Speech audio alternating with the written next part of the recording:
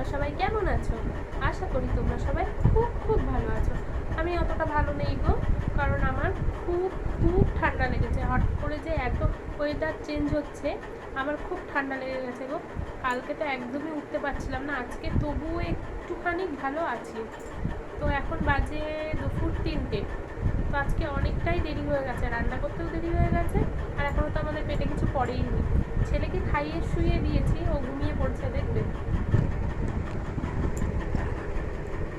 এই যে মহারাজ খেয়ে এইমাত্র ঘুম পাড়িয়ে দিলাম, তো শুয়ে পড়লো, ও ঘুমিয়ে পড়ছে। চলো এবার আমরা খেয়ে নিই, কারণ এমনিই 3টে বাজে, কতটা দেরি হয়ে গেছে।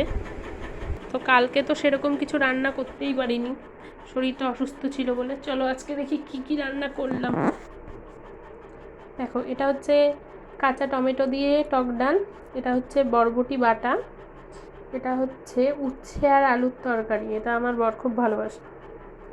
আর এটা হচ্ছে ছেলের ডাল, ছেলে লাউ দিয়ে মুসুরির ডাল খেতে খুব ভালোবাসে, লাউ দিয়ে বলো পেঁপে দিয়ে বলো।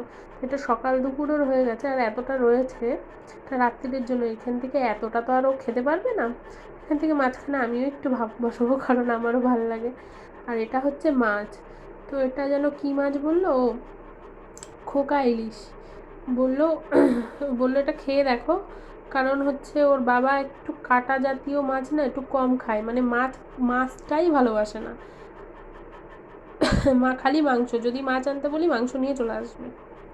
তো বললো এটা খেয়ে দেখো, যদি ভালো না হয় তারপরে পয়সা ফেরত। তো আমি বললাম ঠিক আছে দাও।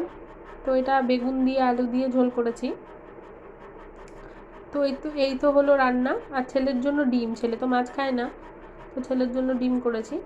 তো তোমরা কে কী লাঞ্চে খেলে অবশ্যই জানিও। আর আমার এই ছোট্ট মিনি ব্লগটা তোমাদের যদি ভালো লেগে থাকে, তাহলে প্লিজ প্লিজ প্লিজ চ্যানেলটিকে সাবস্ক্রাইব করো, আমার পাশে থেকো প্লিজ। চলো, টাটা।